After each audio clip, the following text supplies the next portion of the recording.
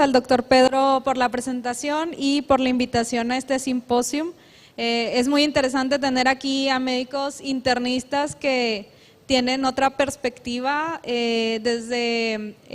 del manejo de la preeclampsia. A veces el obstetra llega hasta cierto punto, pero luego también está el seguimiento posterior de estas pacientes y qué es lo que va a pasar con ellas, que a veces las llegamos a perder de vista en lo obstétrico y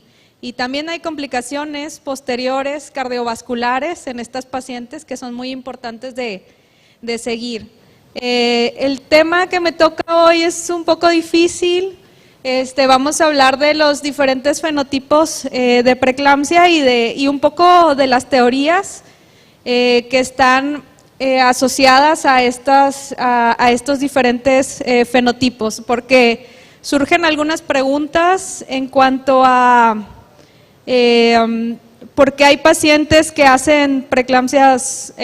severas o con datos de severidad, con falla multiorgánica, porque hay pacientes que hacen preeclampsias donde solamente están hipertensas hasta cierto rango, porque hay pacientes que presentan estos fenómenos en la semana 34 o antes, y porque hay pacientes que lo presentan al final del embarazo. Y es importante con esto preguntarnos si el origen de todas estas, de esta enfermedad es igual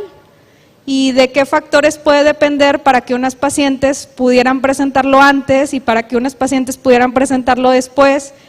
Y entonces vamos a hablar un poquito de esto. Un poco de introducción en cuanto a esta parte del tema, pues bueno, lo que se ha sabido siempre y lo que hemos estudiado siempre, pues es el estrés que existe a nivel del sincitio trofoblasto, que pues, se ha propuesto ya desde hace tiempo como la vía fundamental para el desarrollo de este síndrome materno, que es la preeclampsia. Pero como les decía, hay que hacernos la pregunta, ¿por qué algunas antes, por qué algunas otras después? ¿Está todo ligado a la implantación de la placenta o existen algunos otros factores que pudieran estar asociados al desarrollo de este síndrome y igual va a ser el mismo tratamiento para todas las pacientes o el tratamiento va a cambiar en alguna de ellas dependiendo cuándo inician?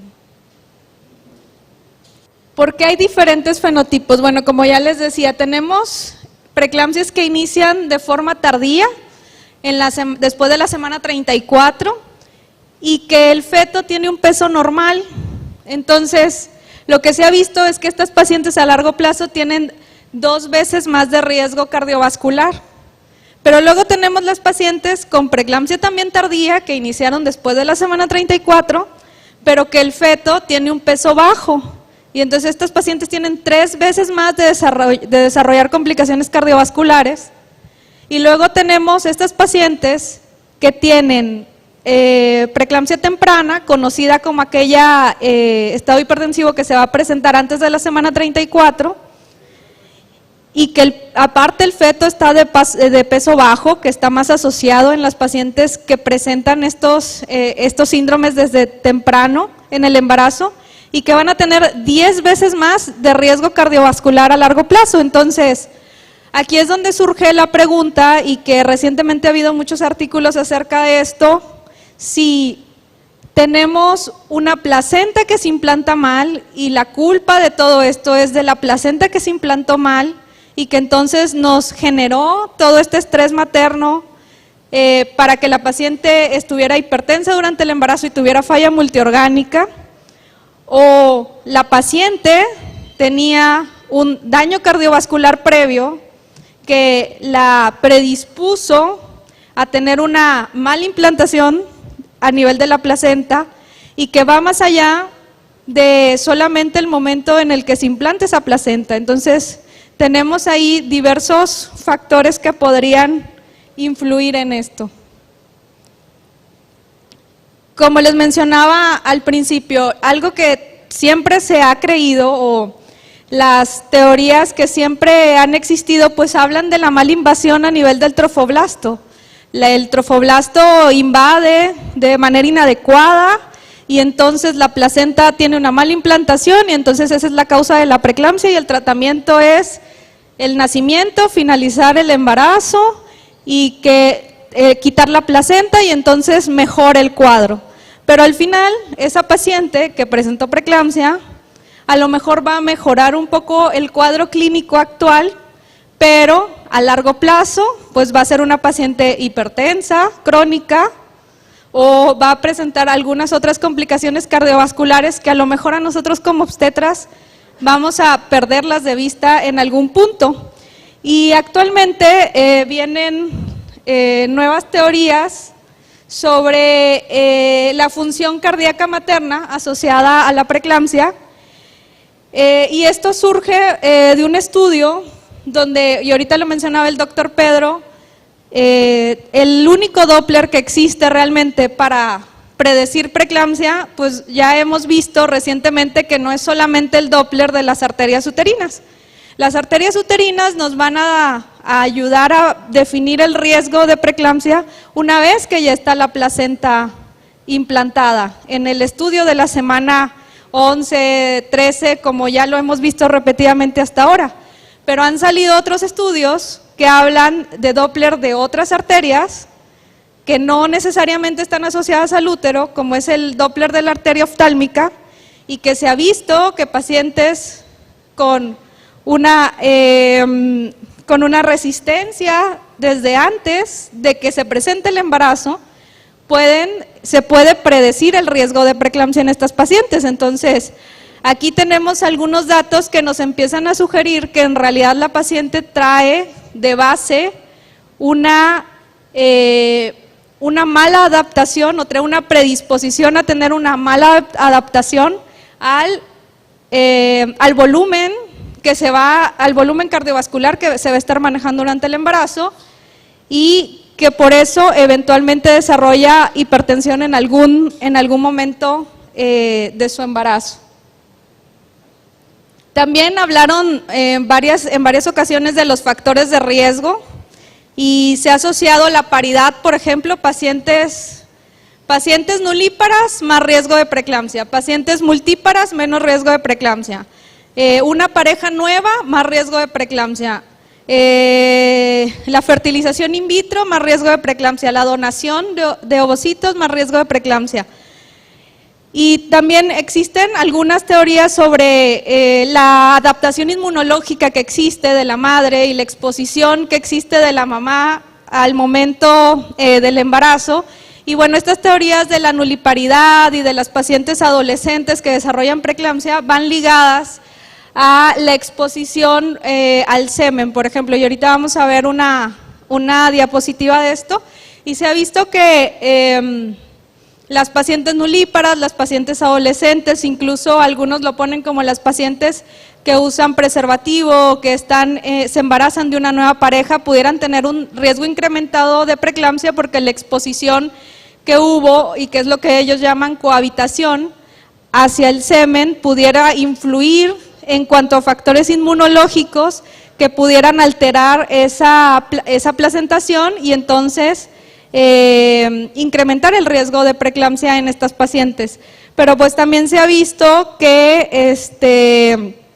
hay pacientes que tienen un daño cardiovascular previo, que son multíparas y que es la misma pareja y que tienen el tiempo necesario, porque bueno, de exposición, que el embarazo previo reciente, ya nos hablaban de cuánto tiempo tiene que haber entre un embarazo y otro para volver a tener el riesgo como de nulípara,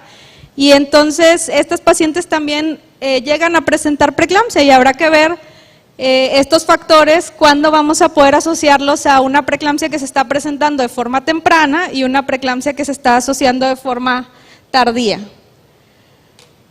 Y entonces, estas pacientes o la patogénesis que se describe sobre si pudiéramos tener preeclampsia temprana o preeclampsia de inicio temprano, hablan de la falta de exposición del semen, que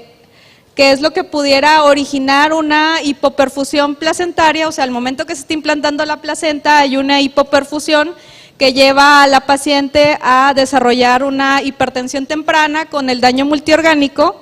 Y tenemos las pacientes con inicio tardío de preeclampsia. Y las pacientes con inicio tardío de preeclampsia se ha asociado, o por qué no las podemos detectar, por ejemplo, hasta ahorita hemos escuchado, el tamizaje de primer trimestre es muy bueno para detectar preeclampsias tempranas, pero es muy malo para detectar preeclampsias tardías.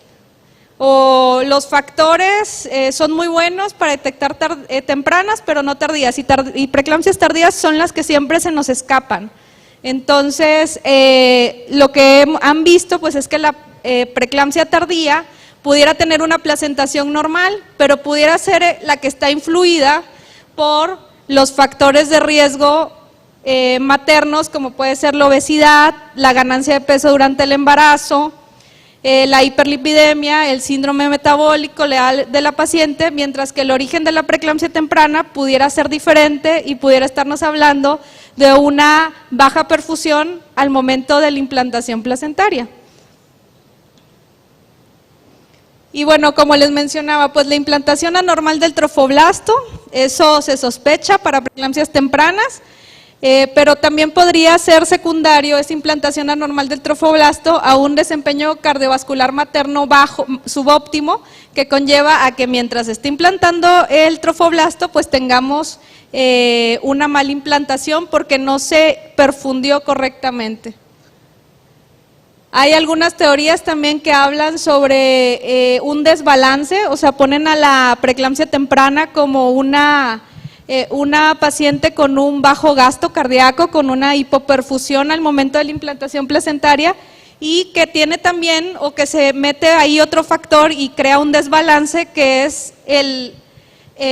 la demanda incrementada. Entonces, podemos tener una paciente que tiene un bajo gasto cardíaco, que está hipoperfundida, y entonces esa placenta no se implanta bien. Por lo mismo, es la que está asociada a una restricción del crecimiento intrauterino, pero también podemos tener que la paciente pudiera tener una demanda incrementada que va asociada a una paciente con obesidad, una paciente con diabetes, una paciente con hipertensión crónica, o una paciente con fetos grandes. Entonces, cuando tú pones a una placenta a luchar contra, a nutrir un feto que es muy grande y que le está exigiendo una demanda aumentada, pues pudiera estar asociado a que eso cause un desbalance placentario que nos lleve a una preeclampsia también de inicio tardío. Y bueno, este es un estudio que se realizó para ver cuál era la influencia de los parámetros hemodinámicos, que ahora es lo más estudiado en cuanto a las teorías del desarrollo de preeclampsia. ¿Cuáles son los parámetros hemodinámicos que se pueden asociar a que una paciente presente una preeclampsia tardía o a que una paciente presente una preeclampsia temprana? Y algo de las asociaciones que hay es el peso de los productos. Por ejemplo, aquí tenemos el grupo control, luego acá tenemos las pacientes con hipertensión, pero con fetos con adecuado peso para la edad gestacional, y aquí tenemos las pacientes con hipertensión, pero con fetos pequeños para la edad gestacional. Y entonces ellos lo que vieron es que las pacientes con el gasto cardíaco y las resistencias periféricas tenían variaciones entre estos dos grupos. Vemos, aquí es donde se comparan ambos grupos, y el peso de los fetos influye bastante. Entonces tenemos que las pacientes con bebés pequeños van a ser pacientes que estaban hipoperfundidas con un bajo gasto cardíaco y unas resistencias un poco más elevadas, mientras que las pacientes con bebés con adecuado peso para la edad gestacional iban a mantener un gasto cardíaco normal previo incluso al embarazo, a diferencia de las pacientes con bebés pequeños. Y entonces nos habla de la perfusión normal de la placenta y la hipoperfusión. Y estos parámetros cardiovasculares sí fueron determinantes en el peso fetal en este estudio, pero pues no fueron determinantes muy determinantes en cuanto a la edad gestacional de inicio de la preeclampsia, pero sí se han asociado. Entonces, tenemos estos fenotipos de preeclampsia que están realmente ligados entre ellos, y uno es la preeclampsia de inicio temprano, que se va a asociar más a peso bajo, que se va a asociar a un gasto cardíaco disminuido y a una hipoperfusión placentaria. Y vamos a tener el fenotipo de preeclampsia de inicio tardío con un gasto cardíaco normal o incrementado, con bebés que van a tener un peso normal o que incluso pueden ser fetos grandes para la edad gestacional, que hablan de una sobredemanda o una sobrefunción de la placenta. Y bueno, dentro de estos dos pues van a estar los factores de riesgo cardiovasculares maternos que la van a poder predisponer hacia un lado o hacia el otro. El tratamiento toda la vida pues había sido, en cuanto a la fisiopatología, pues eran pacientes que hablábamos de vasoconstricción periférica, que eran pacientes de las que hablábamos con un volumen cardiovascular incrementado y que hablábamos de disfunción endotelial. Entonces toda la vida nos han dicho que todas las preeclampsias se deben de tratar con antihipertensivos vasodilatadores y que tenemos que hacer una restricción hídrica en todas las pacientes para evitar la sobrecarga intravascular que las predispone también a tener edema agudo de pulmón, y entonces tenemos que tenerlas muy restringidas de líquidos. Y las últimas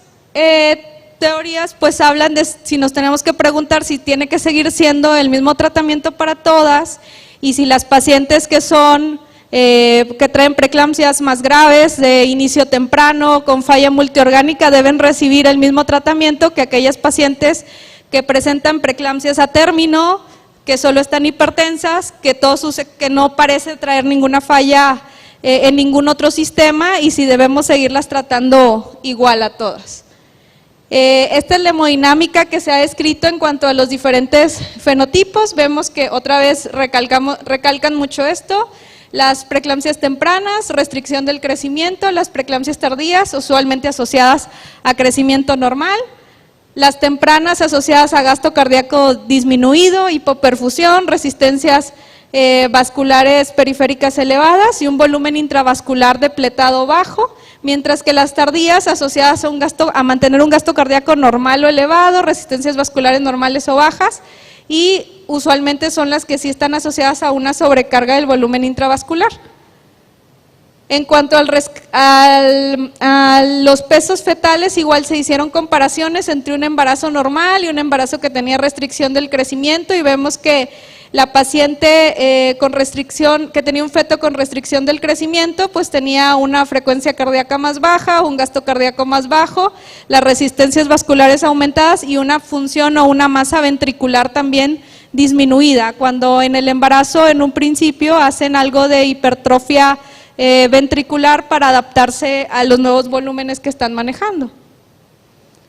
¿Y cómo voy a saber a qué fenotipo me estoy enfrentando? Voy a depender de la edad gestacional, del crecimiento fetal, de la hemodinamia materna o de todas las anteriores. Y pues bueno, la respuesta es todas las anteriores. O sea, el fenotipo al que me voy a enfrentar va a depender de la edad de presentación de la paciente, de cómo está el crecimiento del feto, pero también de cómo está la hemodinámica materna, que muchas veces va más allá de la hipertensión, y que nosotros como obstetras en muchas ocasiones solamente prestamos atención a la hipertensión materna, pero no nos enfocamos en ver otros parámetros hemodinámicos como pudiera ser la frecuencia cardíaca, por ejemplo. Y el tratamiento más indicado pues va a depender de todos estos factores, ¿verdad? Porque no es lo mismo tratar a una paciente, y nosotros lo vemos como obstetras, una paciente con una preeclampsia temprana y establecer el momento adecuado para finalizar el embarazo. También vamos a depender mucho del crecimiento fetal, la evaluación del feto, pero también de la hemodinámica materna y cómo se está controlando. Y estas son las 3 propuestas que hacen en este artículo sobre el manejo de la paciente dependiendo de la etapa de inicio de su hipertensión. Y una de las 3 reglas que proponen pues es que no solamente evalúes cómo está la presión arterial, sino que también como obstetras busquemos otros parámetros hemodinámicos como la frecuencia cardíaca, como el gasto cardíaco, como las resistencias vasculares periféricas, para poder elegir de alguna manera mejor nuestro tratamiento inicial en estas pacientes. Elegir el tratamiento adecuado en base a los resultados hemodinámicos y pues sobre todo revalorar a la paciente en 7 a 14 días para verificar cómo está esa respuesta al tratamiento, porque la paciente muchas veces sale de alta a los 2 o 3 días y en los servicios públicos a veces no hacemos una revaloración y es una paciente que tiene que tener un seguimiento a largo plazo porque como ya vimos al principio de la plática, pues son pacientes que tienen unos riesgos a largo plazo de complicaciones cardiovasculares pues bastante elevadas.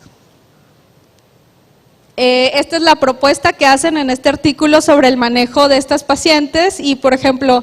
te hablan del fenotipo A y del fenotipo B y de cómo está el gasto cardíaco, las resistencias vasculares y su asociación a preeclampsia temprana tardía. Por ejemplo, pacientes en preeclampsia temprana usualmente asociadas a una frecuencia cardíaca disminuida, un gasto cardíaco bajo, resistencias vasculares aumentadas y ellos lo que proponen es que el tratamiento sea a base de el típico bloqueador de canal de calcio pero sí la hidratación, no una restricción hídrica tan importante, mientras que en las pacientes que son las que están presentando hipertensiones a término, pues que tienen frecuencias cardíacas más aumentadas, el gasto cardíaco puede estar arriba de 8 litros por minuto y que pues el tratamiento sea con el uso de alfa y beta bloqueadores en el uso de la preeclampsia y que en estas pacientes pues sí se pudiera utilizar un poco más la parte de la restricción hídrica que toda la vida nos han enseñado también como en el área de la obstetricia. Ya también para finalizar, pues bueno, a veces a nosotros como obstetras pues vemos estas tablas y vemos estos artículos publicados en las revistas de ginecología y obstetricia y también pensamos, bueno, ¿y cómo voy yo a saber de toda esta hemodinámica materna? Y la verdad es que en los últimos artículos de preeclampsia en las revistas de ginecología y obstetricia pues ya empiezan a hablar de los diferentes métodos que vamos a tener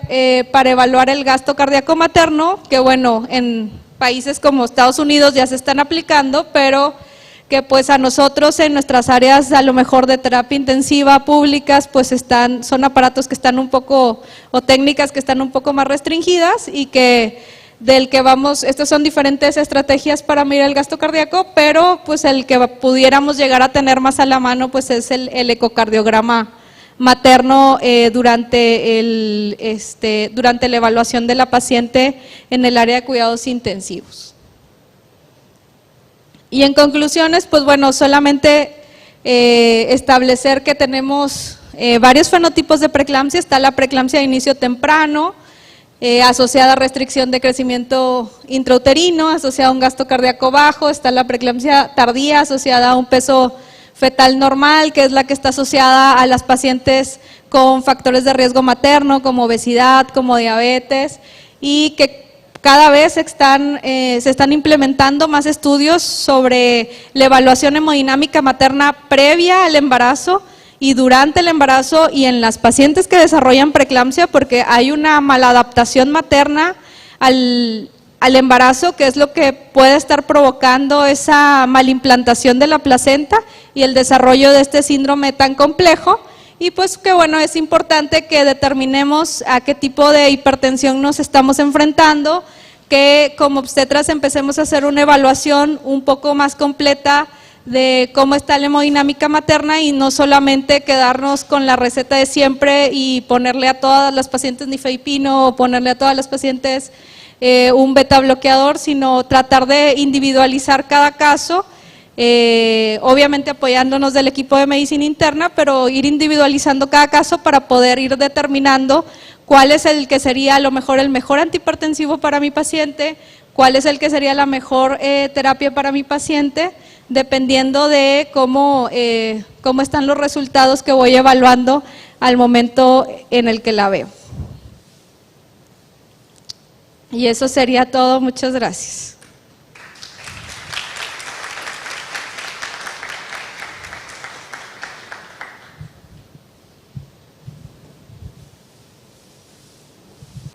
Mande, doctor.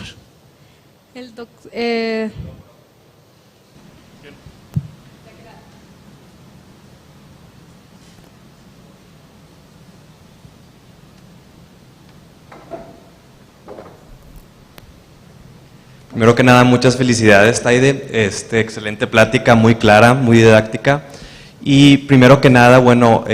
comentario para los internistas que están en la sala.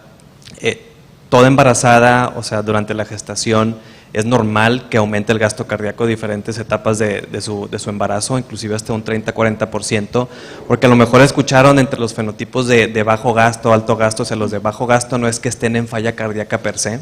es más que nada, o sea, que no se eleva ese gasto cardíaco lo esperado para el embarazo, ¿sí? Entonces, nada más para aclarar eso, a lo mejor se quedaron un poquito confundidos. Sí. Y pregunta para ti, ¿tenemos evidencia de que el tratamiento específico de estos fenotipos mejore el pronóstico o los outcomes de estas pacientes? Pues bueno, a lo que iba enfocado un poco es que pueden mejorar, sí puede mejorar un poco el pronóstico, pero son pacientes que per se por el daño cardiovascular, porque ya estamos hablando que son pacientes que vienen con un daño cardiovascular previo al embarazo, con una maladaptación vascular previa al embarazo. Entonces, también puede mejorar en el momento en el que le estás tratando, pero el hecho de que hay que recordar que el embarazo es una prueba de estrés a la que se enfrenta la paciente y que nadie, que por ejemplo en el caso del hombre no se va a enfrentar muchas veces esa prueba de estrés. O sea, la paciente, la mujer cuando se embaraza se enfrenta a un aumento de volumen, de manejo de volumen increíble, y a la cual su corazón tiene que hipertrofiar y hacer ciertos cambios para poder manejar este volumen. Entonces, la paciente que desarrolla preeclampsia porque no pudo lograr esa adaptación durante el embarazo, pues per se va a tener un mayor riesgo de complicaciones cardiovasculares, porque ya te habla de que trae un daño previo a, o sea, el daño no está, o como algo que queremos como establecer con esto es que el daño no es solamente durante el embarazo, no es solamente por la placenta, es porque la paciente se adapta mal. Entonces, complicaciones cardiovasculares a largo plazo, independientemente del manejo que tengamos, van a existir. Pero sí, lo que referían en estos papers, pues es que el manejo durante el periodo posparto, pues sí va a mejorar un poco el pronóstico en estos pacientes. Sí, doctor. Felicidades, doctor, excelente plática. Y bueno, yo difiero un poquito con el doctor. En realidad, no necesariamente la preeclampsia debe de cursar con bajo gasto. Hay pacientes con preeclampsia con datos de severidad que tienen una fracción de expulsión del ventrículo izquierdo normal, conservada o aumentada. El problema no es la falla sistólica inicialmente, sino la disfunción diastólica, y eso está muy bien documentado. Entonces, es muy interesante todos los cambios hemodinámicos que suceden en la preeclampsia. De hecho, en esta fenotipo tipo 1 de bajo gasto, hay grupos de pacientes que mejoran con levosimendan inotrópico sin ningún vasodilatador, porque mejoran el gasto cardíaco. Entonces, es todo un cambio de paradigmas, ¿no? O sea, en realidad, cuando a mí me preguntan en mi hospital que les voy a dar alguna plática sobre el manejo de preeclampsia, me dicen, ay, vas a hablar de lo mismo, ¿no? Sí, ya sabemos que la hidralacina y que no, espérate. Hay tantos cambios como estos, tan interesantes, que ya todos esos manejos clásicos quedaron en la historia prácticamente, y desafortunadamente a veces los veo que se implementan todavía en muchos sitios. Dan nifedipinas sublinguales, que es toda una catástrofe,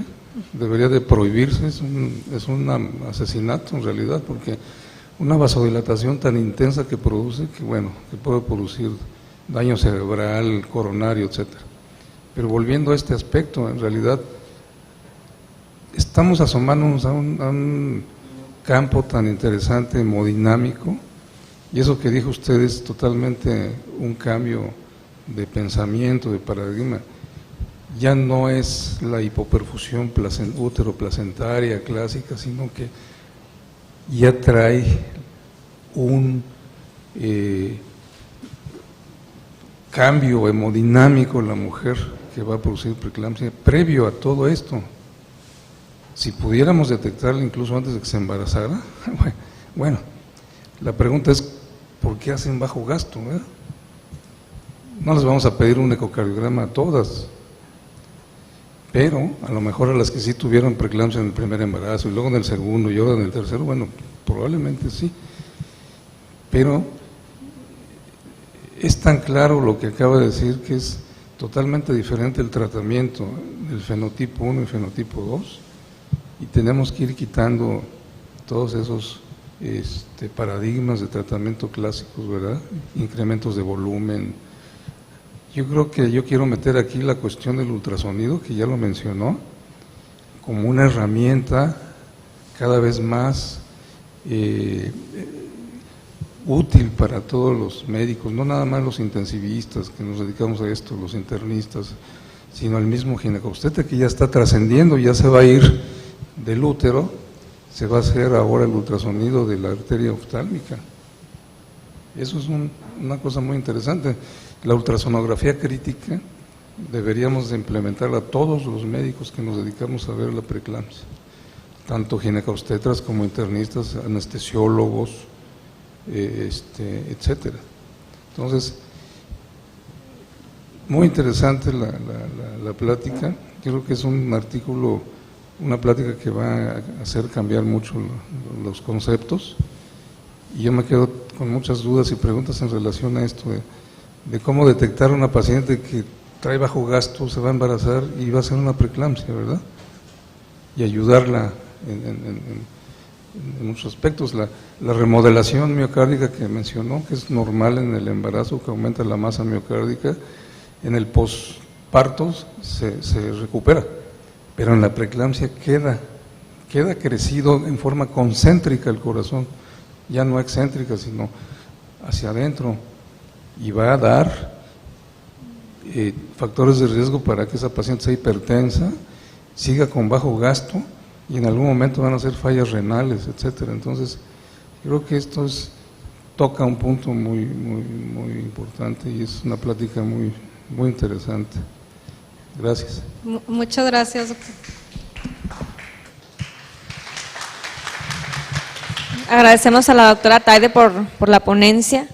Y bueno, vamos a continuar con nuestro programa. Les voy a presentar al doctor Esteban Lizárraga Cepeda. Él es egresado del Instituto Nacional de Perinatología y actualmente